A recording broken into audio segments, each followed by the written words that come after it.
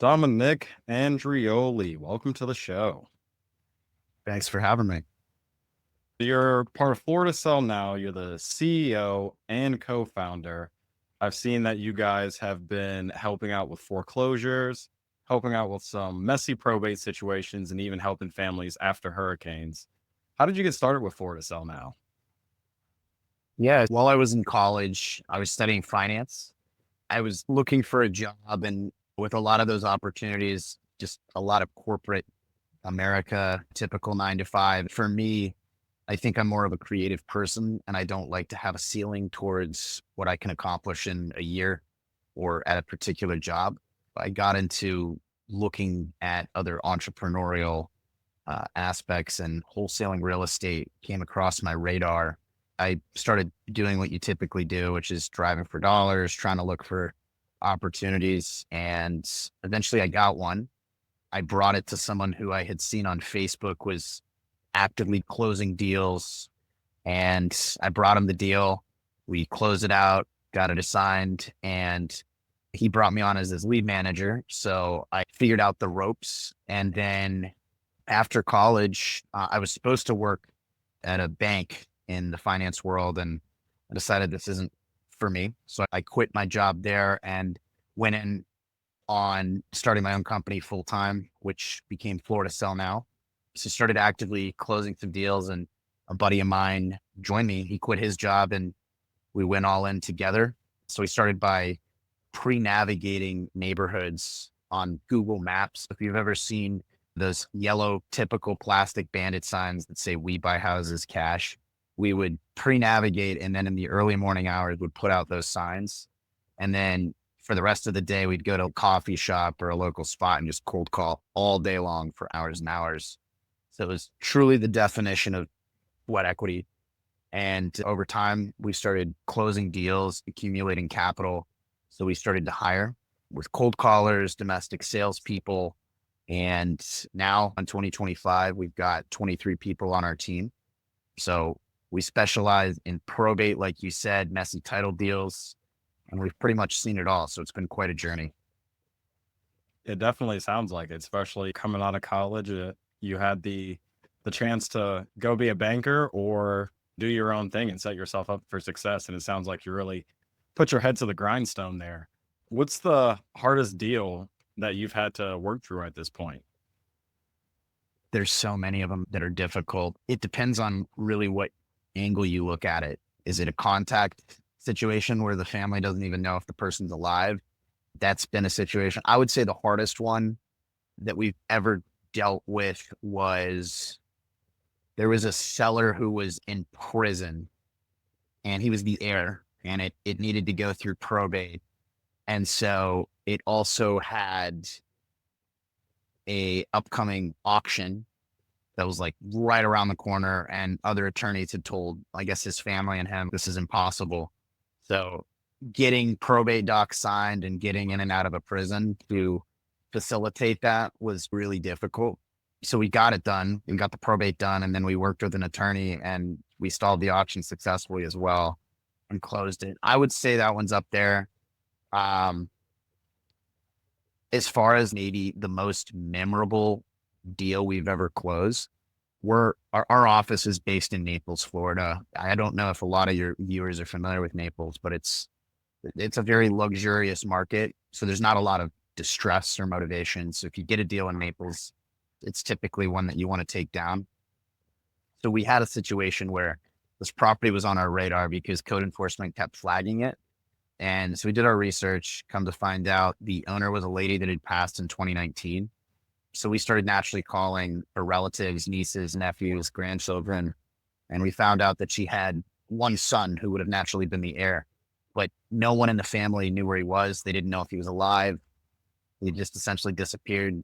We found out he had a warrant out for his arrest in Florida, so we knew he probably wasn't coming back. And then on top of that, there was a tax deed auction coming up. I was like, this guy is like a ghost. We can't find him. But with our team, we have research analysts and we have private investigators. So we were able to utilize that in addition to a genealogist and track him down to Guam. And from there made contact, and we worked out a phenomenal deal that we took down and actually flipped ourselves. I would say that's up there. That's more of one of our top stories for sure. Yeah, that does sound pretty wild. It sounds like you have a lot of moving pieces when it comes to your team. How did you go about putting your team together? Sure. So we knew the basic outline of how to successfully run a company that's in wholesaling real estate was you need people that can lock up the deal, people that can move the deal, and people that can basically assign the leads to the right people. And then Mhm. you need marketing. So we had the basic outline for that, which any successful wholesaling company is likely going to have that.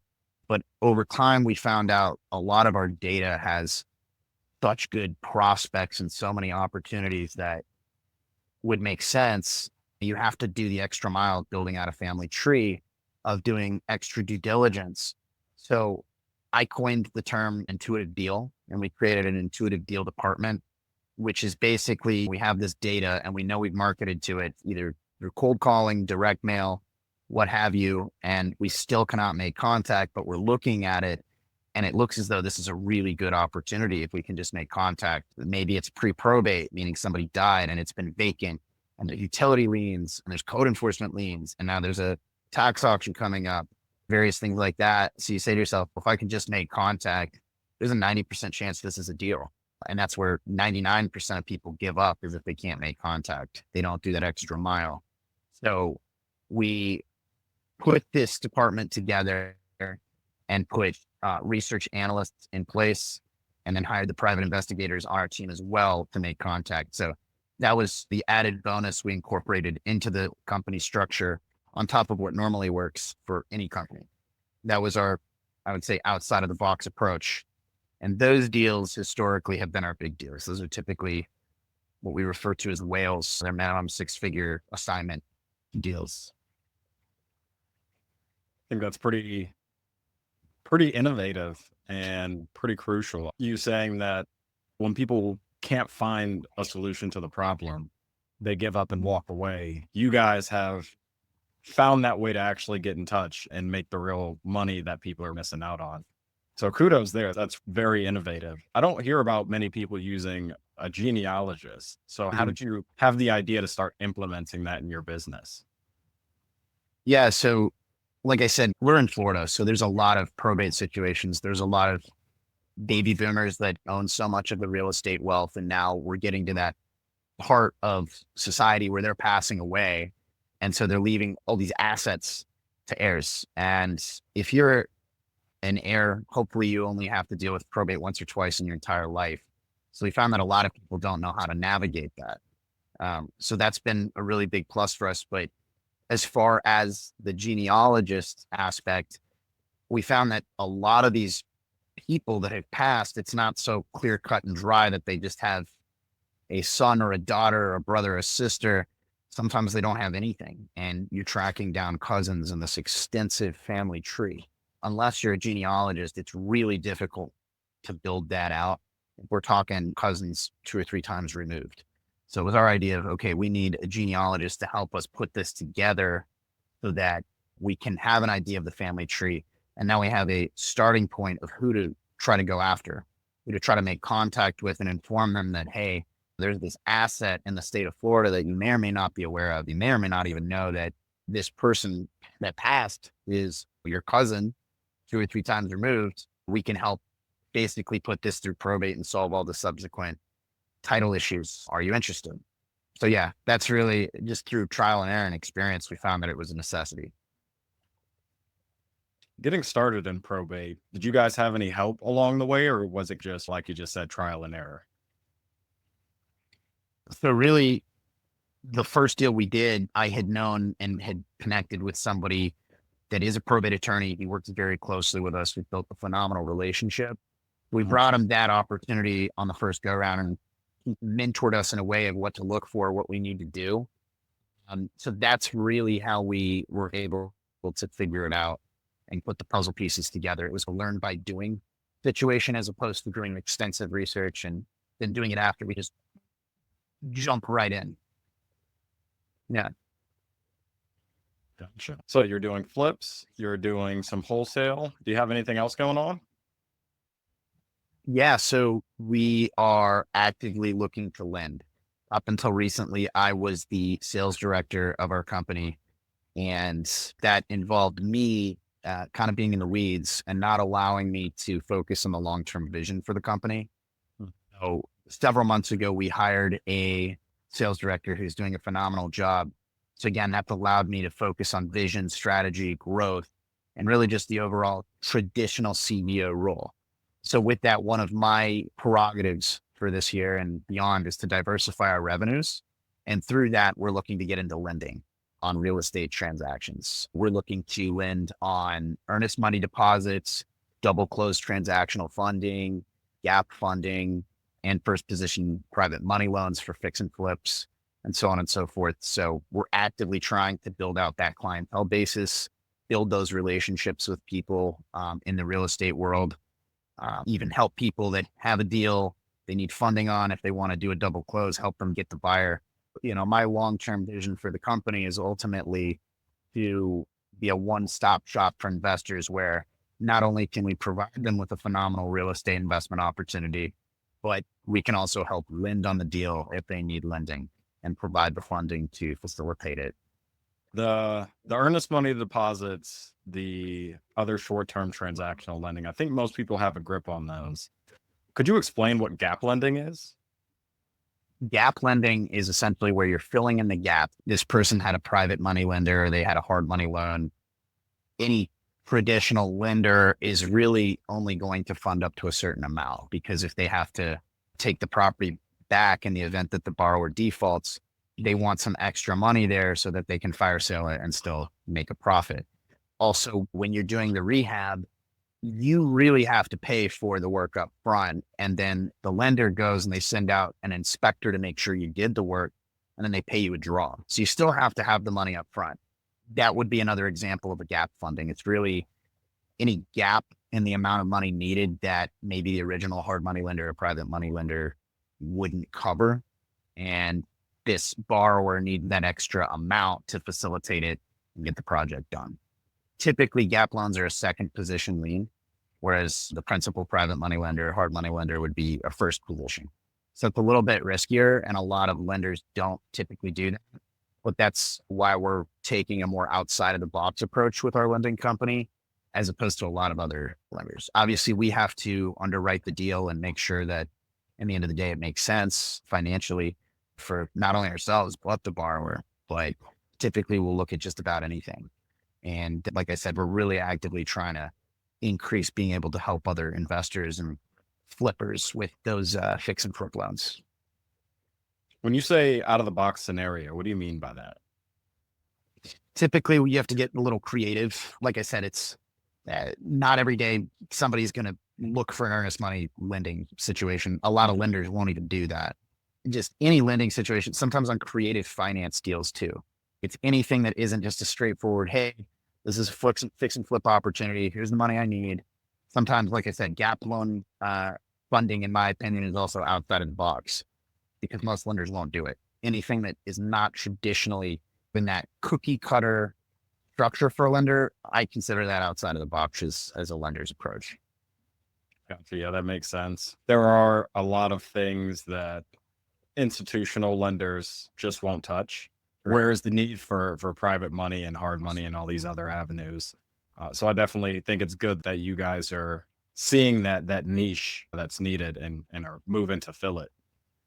100%. Yeah. There's no shortage of people that need funding, right? So we want to be a pretty easy lender to work with and build those relationships, do repeat business with other investors and wholesalers over the long run. We're not looking to do just a one and done situation. We want to continue to work and help everybody really make money in the end of the day.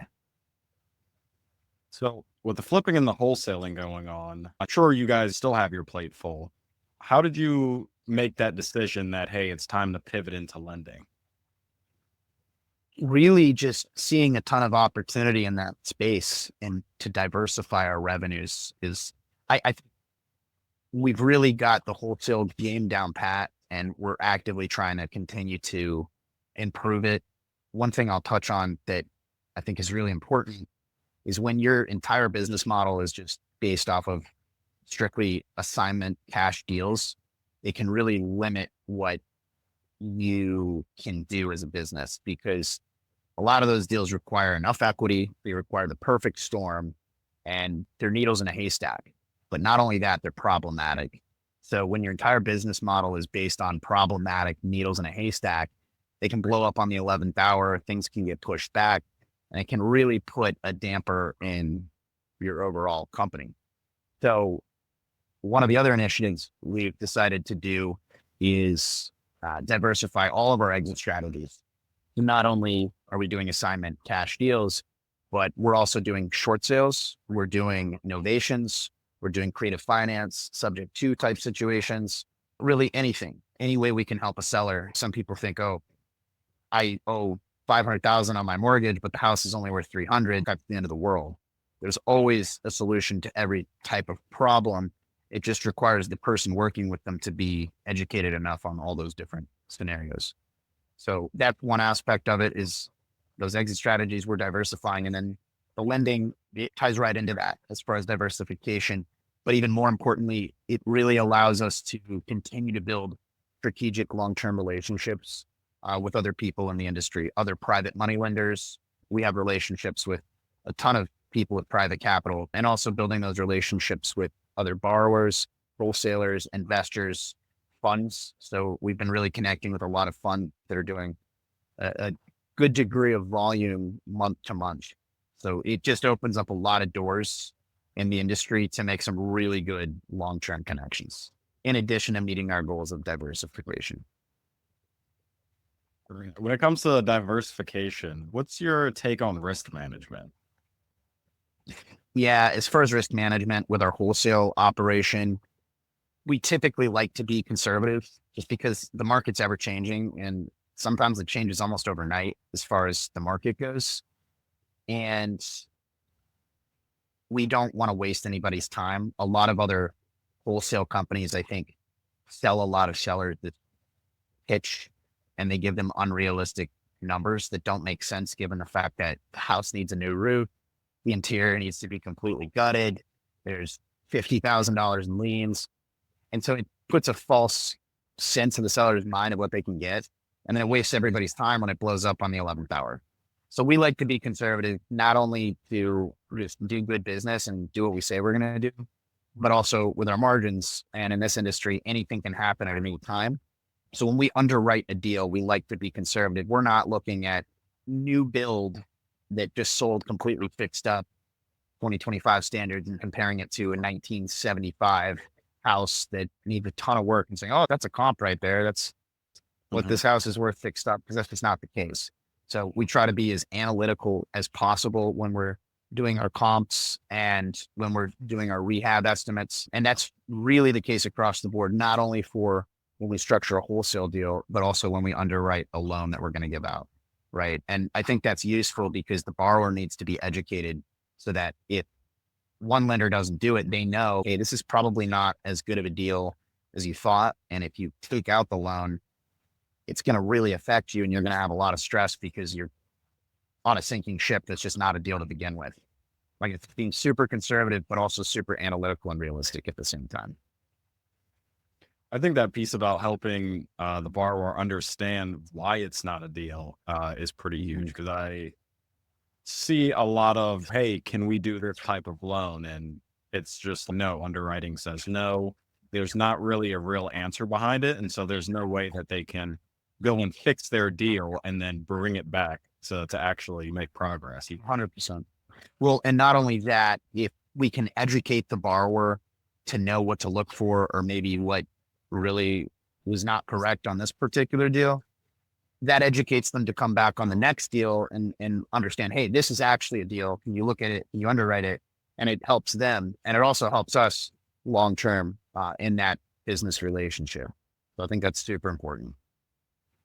What's a major bottleneck that you've had to work through in your business? A major bottleneck.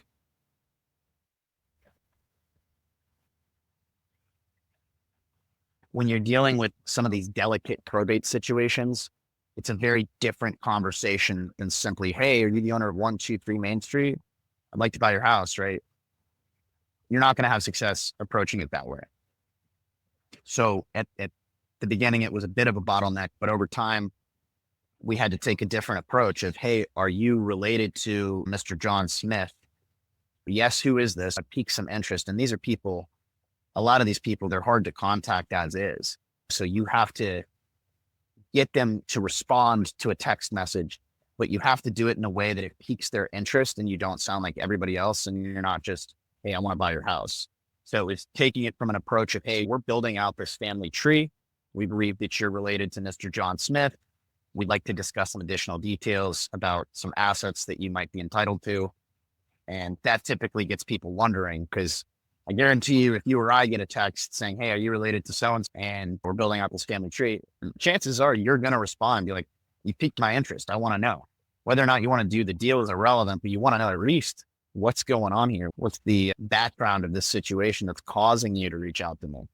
So that's what I would say my biggest piece of advice that was a bottleneck is your approach to elicit a response from some of these situations is pretty much everything that'll make or break whether or not you're able to work out a deal. I love that, because somebody losing a family member, the last thing they want to hear is some random stranger calling in, can I buy your house on 123 Main Street? I don't think that's typically going to go over well most of the time. And if it does, I feel like you've got a mountain in front of you to start climbing. Whether as you guys are coming in and piquing that interest, they want to know what's going on. It's much easier to just explain everything from there. 100%. How Yeah. important would you say it is to develop sales skills before getting into some wholesaling or maybe even fix and flip? I think it's super important, but I also think just jumping in and learning by repetition is equally as important. But in order to do that, I do think you need to facilitate at least some degree of knowledge, whether that's reading a book or taking a course. You need to know how to walk into these discussions not blind, because you're going to need to navigate and be able to handle objections and rebuttals and things like that. So I would say it's very important to take a course, have some basic understanding, and then from there you dive in, and that's when you're really going to learn. But you need some foundational knowledge before you do so.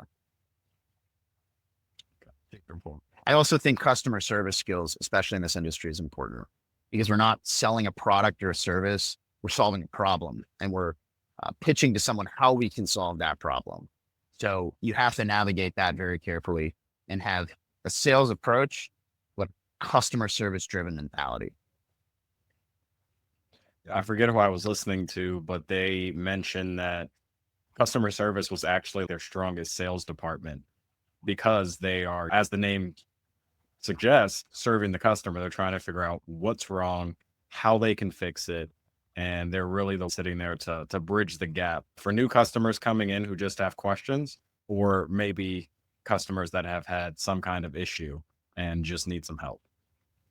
100%. And I think a lot of people try to pitch this bulldog sales mentality, and maybe that might work. And you're forcing somebody to sign a contract, but it might work for the short interim, but in the long run, I don't think that's a sustainable business model. And I also think it makes you look horrible sometimes when you're just forcing somebody to do something that they may or may not really feel comfortable doing. And eventually that catches up for a lot of companies, and we see it time and time again. So being able to understand your customer and empathize with them and sympathize with them, hear them out, and really hold their hand throughout the whole process, that's what differentiates a shitty wholesale company from a phenomenal wholesale company. Is there a way that you have trained or work with your team to make sure they still have that empowerment to have that out of the box thinking, and not, you got to stick to these parameters? Yeah, so we typically do team meetings all the time. We do company retreats. We'll fly people down to our office just because we have a hybrid mix of remote people and in office people. But really, we actively try to include everybody, including our overseas cold callers, of, hey, this is what we're seeing. Here's what we're thinking. Here's our plans. Here's how we want to approach this particular situation. Let's listen in on this call and see how, this acquisitions guy handled it. Okay, callers, how can you apply that on your next cold call? Sales guys, we listened to this call from the other sales guy. How are you guys going to incorporate that? So reflecting on lessons learned, reflecting on successes and challenges from each particular deal we've closed, and then actively talking through and having a roundtable discussion. Hey, what can we do to move forward? How can we grow and continue to evolve together? I think that's what makes or breaks a really great team. It sounds like you've really spent a lot of time focusing on team cohesion and just making sure all the right pieces are in place. Was there some sort of a resource that you've used, or did you just figure this out as you went along? So I had read some books like Scaling Up. I read Traction, and they talk about the generalities. But one of the big things is you have to establish what your culture is, and then from there, hire or fire accordingly.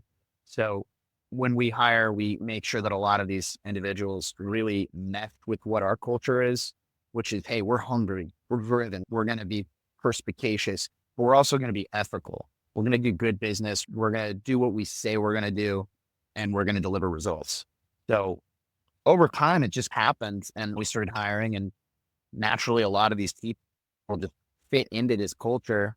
And anybody that didn't fell out, or they didn't last with our company, or ultimately they had to be fired, things like that. But I would say we learned as we went, but also had an idea of how to do it, right? Some of it was intentional and some of it just happened by happenstance, and was the way it was. And this culture and company developed a personality and a culture of its own, which is really cool. And it's hard to do when half of your team is in-house and then the majority of your team is remote, overseas, or domestic in a completely different state. It's hard to have that level of cohesion and culture. And I think we've done a phenomenal job to maintain it and improve it continuously. That's great. Even flying your overseas just to bring everybody together in one place, I think that's huge. I really don't hear too Mhm. many people talking about that, even if they are doing it. Yeah, But I think that really makes everybody feel included and would make everybody want to work that much harder to not let the team know. 100%. A lot of people treat their overseas VAs as like cheap labor, but we actively invest. We're actually training them every single week, trying to help them improve on their skills, actively teaching them, hey, this is a short sale. Hey, this is what probate means, and so on and so forth. So I think that's super, super important to having an effective team. What do you think's the hardest part about training some of those VAs? Just getting them to understand what you're looking for. We're not trying to just blanket market anybody and everybody that wants to sell. That we're looking for the 1 to 2% of the real estate market that's stressed at any given time. That we're looking for viable issues that need to be solved.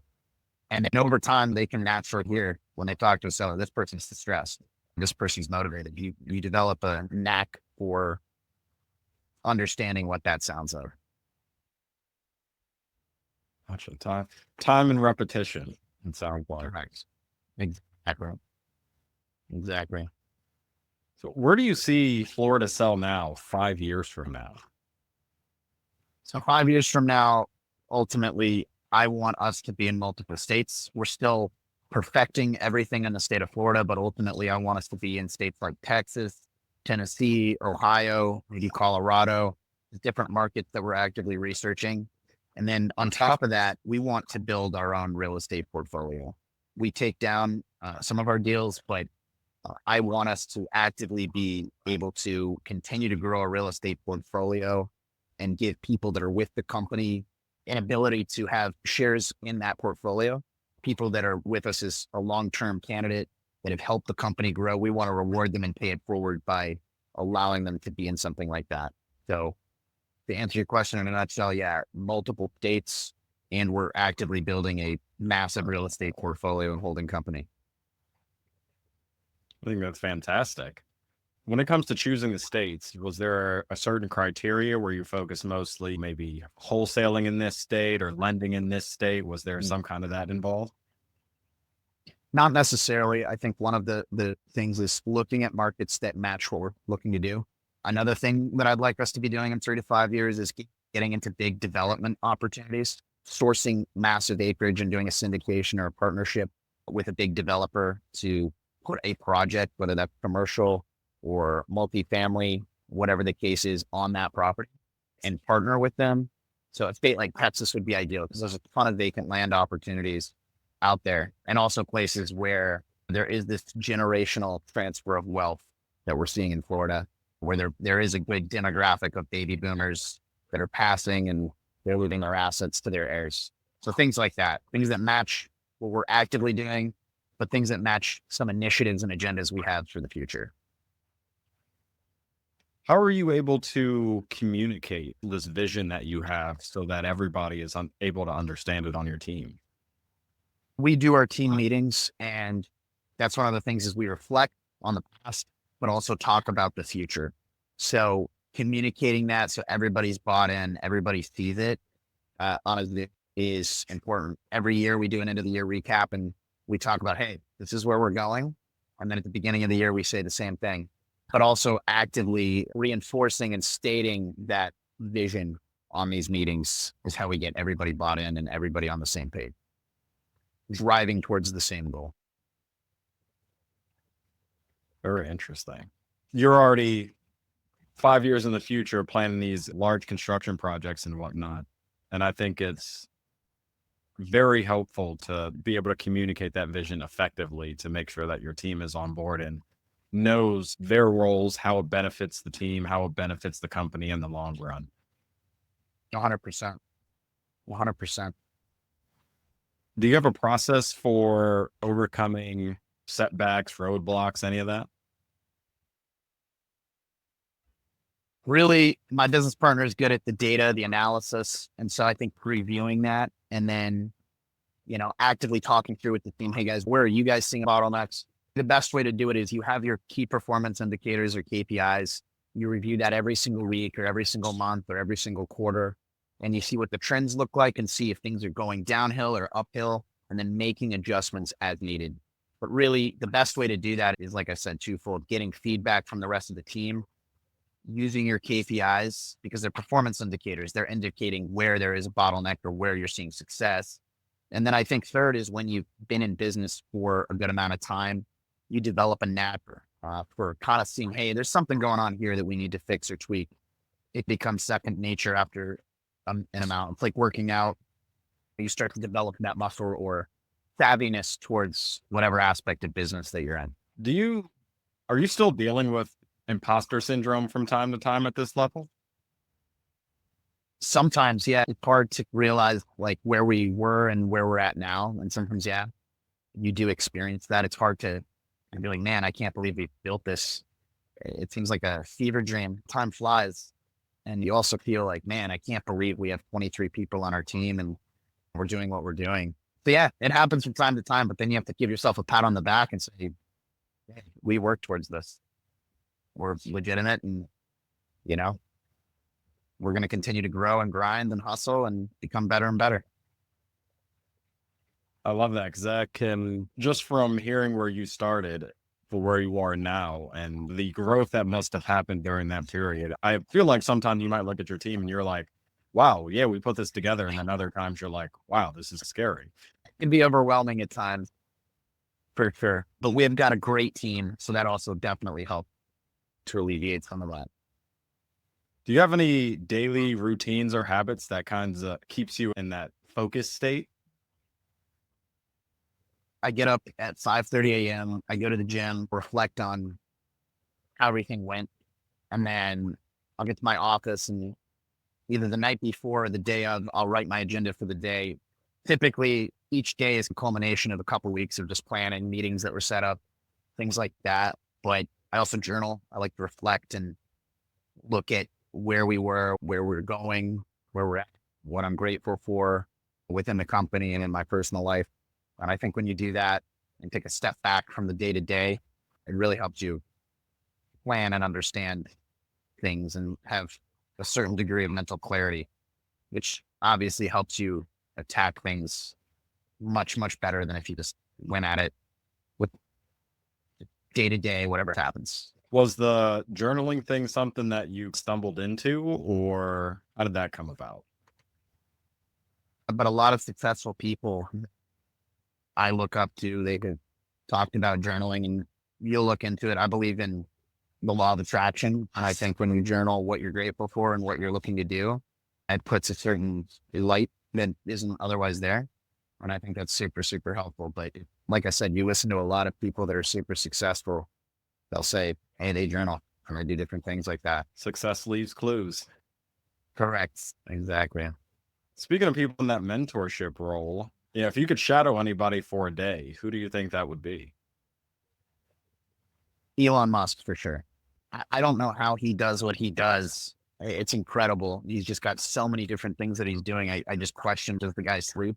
So I would love to shadow Elon Musk and see basically how he goes about doing what he does. I mean, it's fascinating. You know, he's got all these different businesses that are just paving the way for completely different industries. And I think to watch that in real time would be fascinating. I feel like spending a day with him would be an entire masterclass of just productivity, efficiency, time management, and executive leadership. So I'm a huge fan. I imagine that his days are probably planned out to the smallest minute. I'm sure there are Yeah. variations in there. Like I know Tesla for one, but I have no idea of all the other businesses he owns. I am mostly, when it comes to Elon, I just know about the rockets and that he plans to put us on Mars in 50 years. And to me, that's just amazing because I don't think he cares what anybody else thinks. This is my plan, this is the goal, and this is where we're going. We're watching somebody who you're going to look back on in history as like an interesting figure. I'm trying to see who I would relate him to. It's hard. It's like George Washington. Everybody knows who George Washington is. Abraham Lincoln. Granted, these are US presidents, but I think Elon Musk is going to be revered to that degree throughout history as this major, massive individual that's almost legendary in nature. And it's really, I think we're grateful to be able to watch that in real time and see this person who's not even really necessarily profit driven, who's more driven by his mission than anything. And I think that's just super cool to see. It's really interesting. On the reverse side of that, I'm sure there are a lot of people who don't exactly think that he's going to be able to accomplish some of the things he says. Relating it back to your business, how do you Sure. deal with that? Where it's you have your corner of haters, so to speak. How do you Yeah. keep your head above water? Yeah, believe it or not, when I first started this company and I quit my job and I was trying to do this, I had so many people that were very close to me, including family, basically telling me that you're being stupid for doing this. You're not going to, be able to provide for yourself or have a living or anything of that. Like you don't know what you're doing. You're super young. You've never started a business before. And you can't really listen to that because negativity is contagious, sticky. I think when it gets in your head, it can spread like wildfire. So you have to be so confident in your own abilities and your own approach. And you have to be obsessive enough to want it that you're going to attack it and prove everybody wrong and really not listen to all the extra noise other than your own mind and your own intuition that's telling you can do this and you will. And if you truly believe that you can, you will. That's my approach. You have to have tunnel vision. And like I said, block out all that noise and just not listen to it. Obviously, constructive feedback is warranted, but when somebody's just telling you you can't do something, that should make you want to do it even more, assuming it's for a good reason. So, I think that's great. I think where a lot of people might struggle is coming up with that vision that's so concrete that it can't be shaken by an outside force.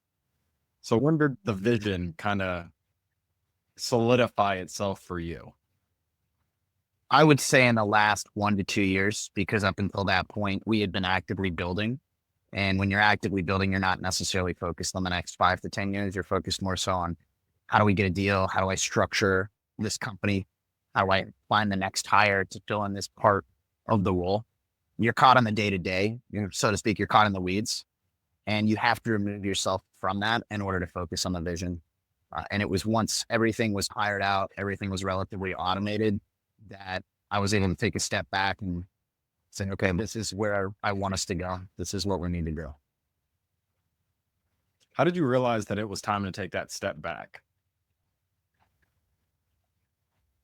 I read a lot and I just realized that I wasn't focused on the traditional aspects of a CEO. I was too much caught in the day to day. And it was at that time of, hey, we really need a sales director. And I really need to focus on building out these strategic relationships that we can hit these goals for the next 3 to 5 years. Because I realized if I don't do that, we're just going to be in the same spot. We're not going to evolve. We're not going to grow because there's nothing really in the driver's seat guiding us towards that or putting the stepping stones down in order for us to achieve that. So it was at that moment that it was like, okay, in order to truly grow and evolve as a company, this is what's going to need to be done. What would you say is one of the most important leadership qualities? I would say understanding each and every person on your team, what drives them, what their weaknesses are, how to navigate that, and then also putting people in the right positions based on their strengths. I think you as a leader need to know where your weaknesses are and where your strengths are. And you need to find people that can basically go over on your weakness, people that know more than you do, that are smarter than you in certain aspects. A lot of people are driven by ego and they operate on ego. I think that's single-handedly one of the biggest killers towards somebody's potential or their future. So making sure you're not driving your business based on ego or something that you think is going to make you feel good or look good, but making decisions based on data and actual results.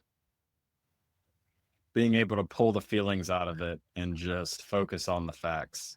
Correct. And understanding, like I said, who on your team is good at what they're not good at, what are you not good at, and being able to fill in the pieces accordingly like a puzzle. What is one of the leadership traits that it's taken you the longest to learn? Good question. I think patience is very necessary, but I think sometimes having too much patience can be a detriment. You want certain people on your team to change and you continue to try to force that change. And after a while, you need to know when to pull the plug, not necessarily with personnel on your team, but even campaigns, marketing campaigns, certain initiatives that you're actively working on and really saying, okay, now is the time to just cut this. I'm somebody that never like to give up on anything or anyone. But like I said, sometimes you have to really just know when to call it with certain initiatives or individuals. I mean, I've improved a lot, but it's still something that you constantly have to curate and continuing to progress with. Yeah, I think that can definitely be tough if you need to pull the plug on something that you've been putting your time, attention, focus, energy into.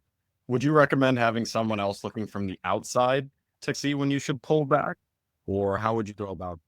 Yes, I think it's really important once you get to a point where you have a certain amount of people on your team, I'd say at least 10 to 15, that you need to hire a business consultant. We have multiple business consultants on our team, and you want to work with people that have been there, done that. They have years and years of experience under their belt. So yeah, I think you need to show them the data and say, hey, here's what I'm seeing. Here's what I'm thinking. What is your feedback? Having that extra third party that's completely non-biased and has nothing to do with your company. They don't work there, and getting their feedback is super important. And I recommend anybody that wants to scale an organization to have multiple business consultants. And you don't want just one, you need multiple because you need different approaches and different lines of thought. You don't want to just rely on one. If you could take the knowledge that you have today and go back to day one of you setting out on this journey, what would you do differently? I think I would have really honed in on those hard to find probate situations from day one. I would have said, hey, I'm going to make some connections with private investigators. I'm going to really build out the research department, and then we're going to attack this full throttle rather than really trying to continually do it ourselves. You need those kind of the big dogs, so to speak, to come in and help you. Like I said, their strength might be your weakness. So you need to know when to bring them in. That's what I would do. I would have your acquisitions guy lined up with a private investigator, and you're just going after these situations one after another. Interesting. How do you really determine your strengths and weaknesses? Is it just by doing a lot of the things that you realize you don't like doing? Yeah, you get a knack for what you like and what you don't like. And then eventually, we've also taken personality, psychological assessments that I know where my strengths are, maybe where my weaknesses are. My business partner does too. And a lot of our higher ups in our company do in addition to that. For anyone else who might be getting started just in business in general, what do you hope they get out of this episode? That you should have an outside of the box approach and do things creatively and the way not a lot of other people are, and go the extra mile to do things that not everybody else would, whether that's in real estate, whether that's in a completely different industry. That's what's going to set you apart from the 99%. If you do everything everybody else is already doing, you're going to get the same results as everybody else. But in order to truly succeed, you need to do things that not everybody else is doing. Something that only you have curated as an approach. Love it. Dominic, I definitely think this has been a great conversation. One of my biggest takeaways was really coming together with the vision and being able to take that vision and work with your team to make sure they understand it, and just bringing everybody together to make sure they're on the same page with the team cohesion. Where can people go to find out more about what you're working on and what you're doing? Now they can follow our Instagram and Facebook pages. It's just Florida Sell Now. You can see some of the content we're putting out there, some of the deals we're closing. And then you can also follow me on Instagram personally. It's just the first letter of my first name, D Andreoli 16. That's my personal. Reach out if you need help, mentorship, you need lending on a deal, you need help moving a deal. We're here to help with all of it and be, like I said, that one-stop shop for any and all real estate investors. Fantastic. Dude, thank you again for coming on. This was awesome. If anybody's getting value from this, please share it with a friend who's looking into wholesaling, fix and flip, who's needs some lending, needs some funds in their business. Share it with them. Make sure you like, subscribe. It'll help more people find the channel, and stay tuned for the next episode. Thanks for having me.